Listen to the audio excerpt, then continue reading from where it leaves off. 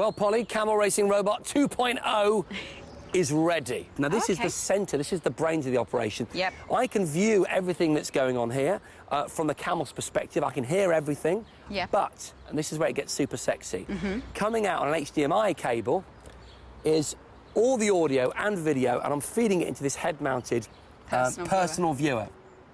The Sony Viewer features 2 OLED screens that would allow Polly to see the race through Monkey Boy's camera. I could also trigger the Arabic instructions I'd recorded from the tablet. I just trigger them here. Oh, now you're talking. Those audio commands come out of the Jawbone jam box so the camel can hear them, which I'm gonna stash in the robot's clothing. What do you think, Paul?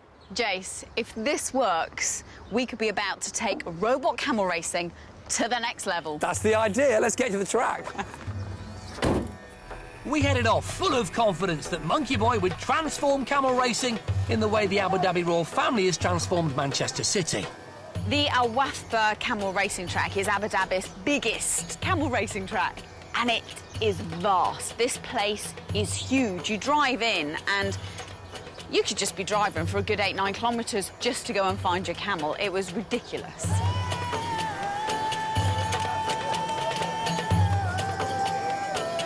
As soon as we arrived, literally the moment we stepped out of the car, it was utter chaos. It was incredible. What are they doing? I mean, all of them are like... Grab that camel, put him over there, put that over there. Why over there? I don't know. Who are you? Like your beard? Really, I like yours too. You've cut it to define your jaw. It's clever. Looks a little bit like Jeremy Beadle, though, yeah. I like your dish dash, by the way. Yours is lovely. It's not white. It's a sort of subtle shade of safari. Very nice. Reflects, but looks a bit more stylish. Shut up! Let's race!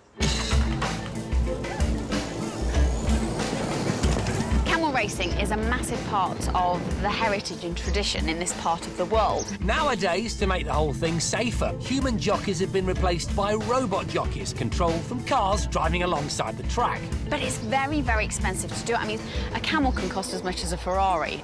So, to encourage people to continue to camel race, the Sheikh has bought a massive batch of 4x4s that sit in a lot next to the camel track. And the winning owners get the cars as prizes. So that was how we got introduced to the Al Wathba camel racing track. It was quite an introduction, to be honest. So in amongst this confusion, Polly and I had to get the kit ready, get it all spec'd, get it all checked, and then get the robot put on the camel. I'm gonna put this camel... Polly had arranged for the loan of a camel whose owner offered to saddle up Monkey Boy in readiness for the race. How you doing, man? All right? Nice to meet you. The kind of camels that they use to race with are Dromedary Camels, which only have the one hump, because that way the little robot's able to sit on there and be strapped very tightly to the back of the hump. Do you know what? They're really quite cute. I must admit, I was quite enamoured by them, but they stink. It's like they need a really good bath. It's really important that the straps are done properly because, you know, obviously if this thing slips in any way, I wouldn't want to upset the camel. It's got to be safe. We'd also brought along 6 GPS kits that we fitted to all of the camels in the race. These would send out a signal to our Zeus tablet using Bluetooth to allow us to see the camel's speed and positions on the track. Right, so Monkey Boy is set up, all right? I've tested the controls, and they're working.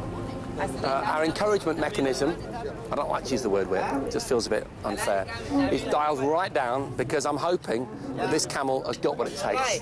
Monkey Boy was ready. The opposition was ready. We were all hungry for the race. So, inevitably, another heated debate erupted. What are they talking? What's going on? I have no idea what's going on. Then suddenly things looked like they were about to get moving, so we jumped aboard our tracking car. The GPS trackers were showing up clearly on the tablet display, and Polly had a great view of them through her Sony headset. Are you seeing visuals? Yeah. Excellent. Oh, hang on, I think something's happening. Wait! Whoa! And then before we knew it, the race had started. Go! Go! Hold on, Polly! The guys were shouting, the camels were jostling for position, they were tearing up this raceway, with us sort of following, having almost missed the start of it. Come on! It was actually a complete shambles. Come on! I can see the opposition just there. The truth is, it all was a bit of a damp squib. Monkey Boy just kind of ended up just like driving Miss Daisy, just kind of trotting along. So it was a little bit disappointing. As we limped over the finish line, we felt utterly dejected. But there was worse to come. You see, camels can't race in the heat, and the day was getting hotter and hotter. All the owners were getting packed up to leave, and it looked like we'd come 4,500 miles for nothing. However, it had all been a bit too crazy, that some of the camels had gone off too quickly. It wasn't really fair, and so we said, look, can we have a rematch? Then, of course, they started chatting again, you know, passing each other compliments about, you know, their camels and talking about the new Range Rover and, you know, making phone calls and having a drink and then arguing and then jumping about and having arguments, and that went on for about an hour. And then eventually one of them said, so, all right, shall we do it then? We had a second chance to race, and this is where it all came together. Come on, Monkey Boy! Come on, Monkey Boy! Incredible! Monkey Boy was like a rocket out of the stalls. Noise commands coming in! Noise commands, go, go, go! I'm hitting faster as many times as I can! Come on, Monkey Boy! Come on, Monkey Boy! I kept pressing the faster command on the tablet, and our camel was really responding. We're in the lead! We're in the lead! Everything worked beautifully. Go on, my son! That Bluetooth antenna worked fantastically. I got a really reliable fix on the GPS position of the other camels. Polly was, you know, shouting instructions to me. Oh, this is like being sat on top of it. This is fantastic. Really? I mean, she was totally immersed in it. I was completely Monkey Boy. His head's down, his ears are back, and he's doing it. It was fantastic. Really funny, really enjoyable, but most importantly, from a technical point of view, it worked seamlessly. She thinks she's sat on the camel, it's brilliant. With everything that was going on, I hadn't noticed that actually, within the last few metres of the race, we stood a chance of winning it. And then, out of nowhere, this camel came on the right-hand side. I could see through my viewer that another camel was catching us up. Oh, he said he's going to be so close. It was like photo finish time. Good. Oh, I think we got taken at the last minute. No! So we were a little bit disappointed until we checked the GPS data and realised we'd actually won, which is superb. Monkey Boy, #1.